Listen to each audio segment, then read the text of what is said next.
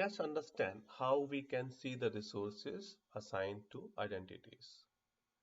There are few possible ways, but we will look at the easiest options. So one such option is Resource Graph Explorer. Okay, let's click on that. Now Resource Graph Explorer is quite useful when you want to see any kind of data regarding resources. That can be any resource within the Azure ecosystem. And you need to write KQL query, nothing but Custo query language, the same query which we use in the log analysis in Azure. I will create a separate video on KQL as it's important to understand even when you're working in Fabric or Azure, any kind of log analysis.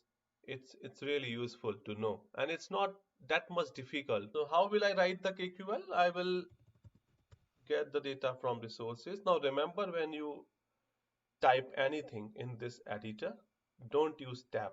That's not gonna work. You have to use your enter. So I will press enter. And then a pipe symbol will be created. It's like basically it's creating some all the operations in a stepwise manner. Okay. So what I will do, I need to select where, and I will give enter again, dot type, and this time we will just select. So remember this to equal to as the logical condition, and I give system assigned. Now you can run the query, you can even save a query, so you have all sort of options, and even on the result you can view data in charts if it's aggregated. It's everything here, okay, which you usually need. Now let's run this query. So I got the system assigned identities, but these are the resources which are using the system assigned identity. Let's see which. So you have property system topic, that is the event grid system topic. You can see the type. Then we have Unity catalog access connector, that is a Databricks one. Then we have email domain, which is event grid domain. And here are the system topics, that is test prop 007. And then we have logic app, DataView, which is nothing but a purview account, and Python test 1. So we got all the system assigned identities. Now if you want to see user assigned, again you can change it.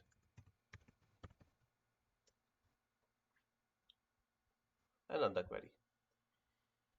So this time you see our app, sysassigned, user assigned, again test logic app. These are logic apps. Then we have test webhook, Python CI/CD is a function app. So I've added, this will list all the columns. Now if you want to select few columns, you can again give project, enter what columns you want, ID, name, type, kind.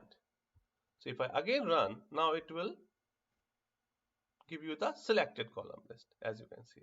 Yeah. Now you can give logical condition, like I can write all condition again, and then I can list both the identities. And here you need to give again identity, enter, dot type. Yeah, now it will work. So run query. Now we get both. But here you are not able to see the identity name. Why? Because it's part of some JSON data. And how we can fetch that? We need to use another query.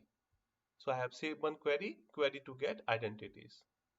Click on that. Now this is the query I have saved previously. And here I am only fetching user assigned. Of course, you can add the all condition for both. It's a KQL syntax. We will cover that later. So, and sorting by name. So if I run the query, now you can see this is the identity name, test user assigned. Okay. So I will paste this query in the description. This is one of the way of checking the identities. And you can automate this flow. Like you want these identity, you can fetch the list, then you can delete it in case you don't find any data, any resources against them.